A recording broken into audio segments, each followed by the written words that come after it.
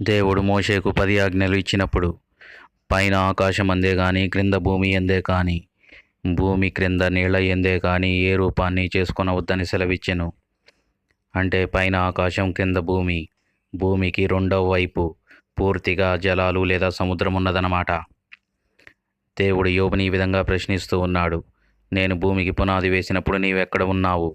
నీకు వివేకం ఉన్న ఎడల చెప్పుము. నీకు తెలిసిన ఎడల దాని పరిమాణమును నియమించిన వాడు ఎవడో చెప్పుము.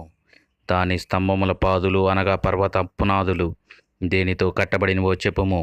దేవదూతలందరూ ఆనందించి జ్వైధనులు చేసినప్పుడు దాని మూలరాతిని వేసిన వాడు ఎవడు?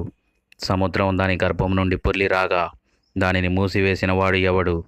అవును, దేవుడు భూమిని నీళ్ల మీద పరిచాడు, సముద్రముల మీద దానికి పునాది వేసెను, ప్రవాహ జలముల మీద దానిని స్థిరపరిచెను.